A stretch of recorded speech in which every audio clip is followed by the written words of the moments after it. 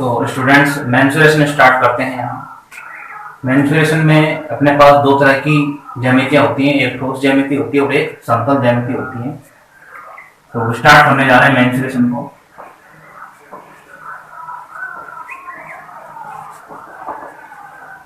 Mensuration क्षेत्र में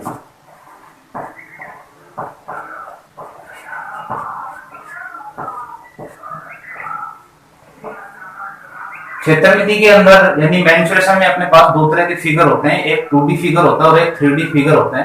2D figure क्या होता है कि 2D फिगर के अंदर जो भी समतल ज्यामिति होती है वो आती है, और 3D फिगर जो होता है उसके अंदर अपने पास जो ठोस ज्यामिति होती है वो आती है।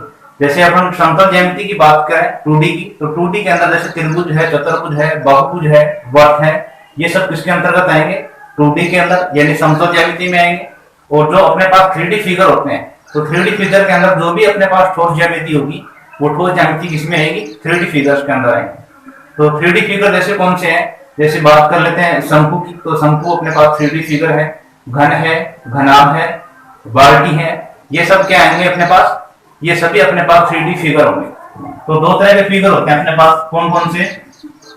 देखिए बात कर लेते हैं यहाँ फिगर्स की कि फिगर कौन कौन से होते हैं। इसमें फिगर होते हैं अपने पास दो तरह के, एक 2D फिगर होता है और एक 3D फिगर होता है।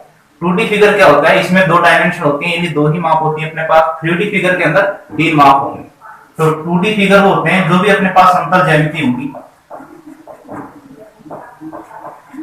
जो भी समतल ज्यामिति होगी वो किसमें आएगी? 2D फिगर्स के अंदर आएगी, यानी इसके अंदर अधिकतम दो डायमेंशन होती है। और 3D फिगर्स के अंदर क्या होता है? अपने पास जो भी ठोस ज्यामिति होगी वो किसमें आएगी?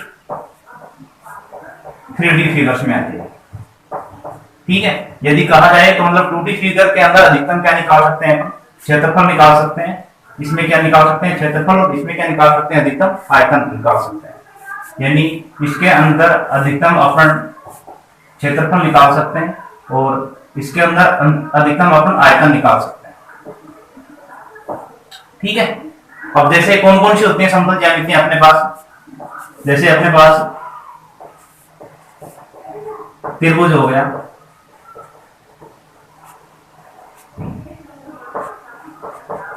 वर्ग हो गया,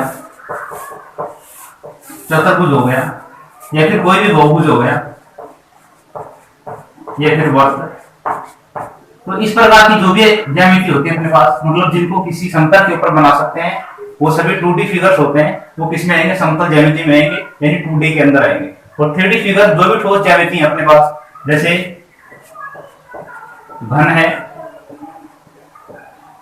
घनाभ है, शंकु है, प्रिज्म है, पिरामिड है, बेलन है, गोला है। तो ये सब किसमें आएंगे? ये आएंगे अपने पास 3D फिगर के अंदर। यानी 2D फिगर्स जो है अपने पास, उसमें अधिकतम दो डायमेंशन होगी अपने पास, जिसका क्षेत्रफल निकाला जा सकता है। जैसे त्रिभुज है, वर्ग है, चतुर्भुज है, बहुभुज है, वर्ग है, ये सब क्या होगी? अपने पास समतल ज्यामिति होगी। और ये जो समतल ज्यामिति है इनको किसी भी पृष्ठ के ऊपर या फिर किसी समतल के ऊपर हम आरेख के द्वारा प्रदर्शित कर सकते हैं। जबकि जो 3D फिगर्स होते हैं, 3D फिगर्स ठोस ज्यामितियों को कहते हैं, जिसका अधिकतम हम आयतन निकाल सकते हैं। अधिकतम इसमें तीन डायमेंशन होगी। बात कर लेते हैं 3D फिगर की, तो 3D फिगर जैसे घन होता है, घनाभ होता है, शंकु होता है, प्रिज्म होता है, पिरामिड होता है, बेलन होता है, गोला होता है, ये सब किसमें आएंगे? अपने पास 3D फिगर्स के अंदर आएंगे। अब बात कर लेते हैं इसमें यूनिट की कि मतलब किस तरह के अपने को क्वेश्चन पूछे जाते हैं। तो यूनिट के हिसाब से, मतलब मात्रा के हिसाब से तीन तरह के क्वेश्चन पूछे जाते हैं अपने से।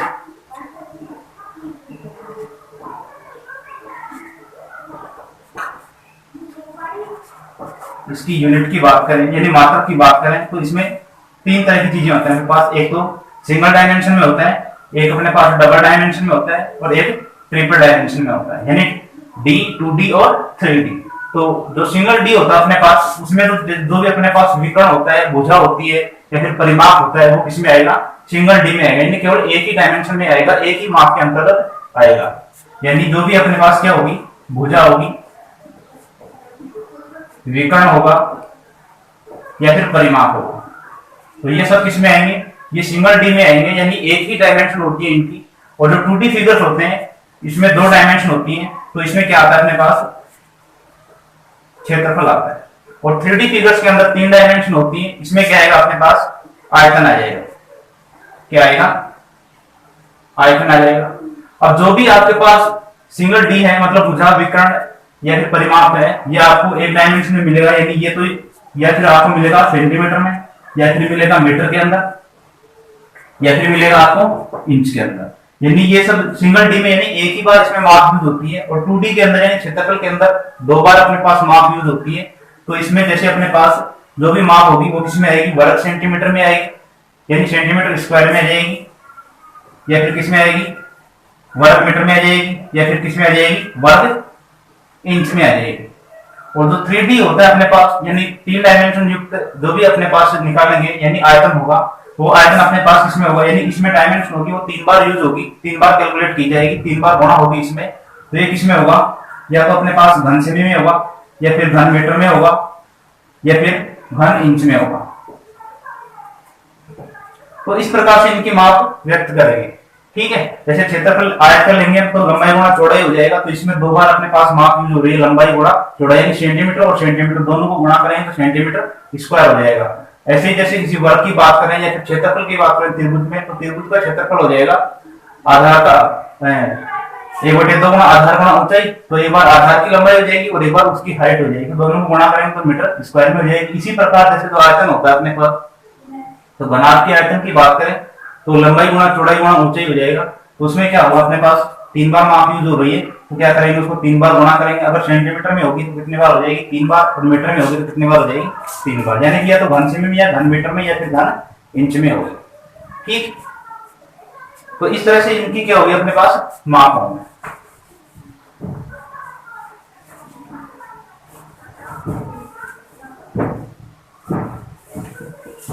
अब देखिए मेंसुरेशन के अंदर अपने पास सबसे ज्यादा इंपॉर्टेंट होता है जो आपका राइट एंगल ट्रायंगल होता है, यानी समकोण त्रिभुज होता है, ये बहुत इंपॉर्टेंट होता है। और इस राइट एंगल ट्रायंगल के कुछ रेशियो होते हैं जो अधिकतर एग्जाम में उसी से संबंधित पूछे जाते हैं, तो वो भी मैं आपको बताऊंगा कि कौन कौन से रेशियो हैं जो अधिकतर आप यूज होते हैं यहाँ पर, और एग्जाम में भी क्वेश्चन उन्हीं से पुटअप होते हैं, वो भी आपको यही देखना है।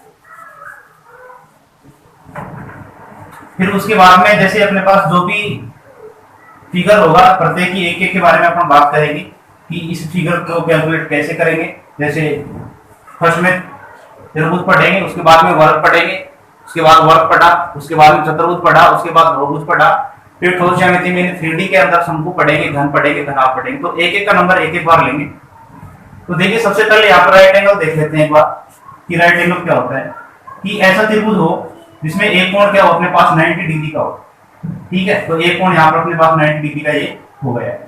ठीक है, ये 90 डिग्री का कोण हो गया। ये ए भुजा ले लेते हैं, ये बी, ये ए बी हो गई, ये बी सी हो गई, और ये ए सी हो गई। तो राइट एंगल ट्रायंगल के अंदर एक थ्योरम यूज होती है जिसको बोलते हैं पाइथागोरस प्रमेय, जो हम छोटी क्लास में बहुत बार पढ़ चुके हैं। कि पाइथागोरस प्रमेय क्या होती है, किसी समकोण त्रिभुज के अंदर, किसी समकोण त्रिभुज के अंदर जो सबसे बड़ी भुजा होती है उसका जो वर्ग होता है, जो सबसे बड़ी भुजा होती है यानी ये वाली भुजा, इसका जो वर्ग होता है वो अन्य से दोनों भुजाओं के वर्गों के योग के बराबर होता है। यानी जो आपकी पाइथागोरस प्रमेय है,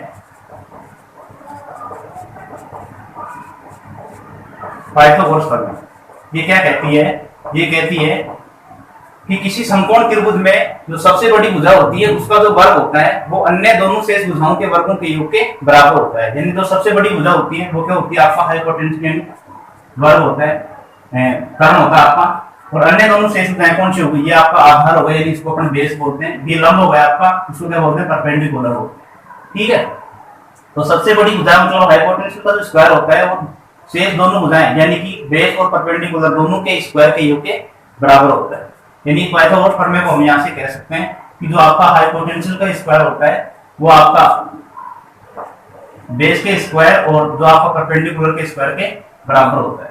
ठीक है, तो ये चीज अपने को ध्यान में रखनी है। जैसे बात करें यहाँ पर कि मैं कहूँ आपको कि ये भुजा अपने पास 3 है, ये कितनी है, 4 है। तो इसको आप कैसे कैलकुलेट करेंगे, इससे हम कैलकुलेट कर सकते हैं जो पहले भी हम पढ़ चुके हैं कि बेस का स्क्वायर यानी 3 का स्क्वायर 9 हो जाएगा, परपेंडिकुलर यानी 4 का स्क्वायर 16 हो जाएगा, 16 और 9 कितना होगा, 25 हो गया, और 25 का अंडर रूट निकालेंगे यहाँ पर तो क्या हो जाएगा, 5 हो जाएगा। तो ये भुजा कितनी होगी अपने पास, 5 होगी। तो इस प्रकार से इनके कुछ रेशियो भी होते हैं, वो रेशियो मैं आपको एक बार बता देता हूँ कि किस किस रेशियो में इनकी बातें की जाती है, एग्जाम में कहाँ से इसके क्वेश्चन पूछे जाते हैं। तो देखिए ये भी इसका एक रेशियो ही था। अगर राइट एंगल के इसकी बात करें हम यहाँ से, तो देखिए नंबर 1 रेशियो इसकी बात करें राइट एंगल की, तो होता है आपका 3 4 5।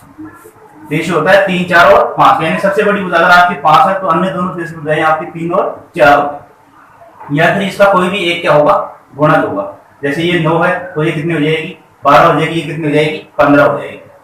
या फिर ये 9 है आपके पास तो 3 3 9 हो गया, ये 4 3 12 हो जाएगी, 5 3 15 हो जाएगी। नंबर 2 की बात करें तो ये होती है आपके पास 5 12 और 13, ये आपका दूसरा रेशियो। तीसरे रेशियो की बात करें तो ये होता है आपका 8 15 और 17। नंबर 4 की बात करें तो 1 1 और √2। तो ये आपके राइट एंगल ट्रायंगल के ही रेशियो हैं जिनसे क्वेश्चन पुट अप होते हैं। मतलब या तो इन्हीं यही दे दिए जाते हैं एग्जाम में, या फिर इनके कोई भी गुणज होता है वो दिया जाता है। नंबर 5 की बात करें तो 1 √3 और 2। नंबर 6 की बात करें यहाँ पर तो 7 24 और 25, 7 24 और 25। नंबर 7 की बात करूं यहाँ पर तो ये 9 40 और 41। नंबर 8 की बात करें यहाँ पर तो ये होता है आपका 11 60 और 61।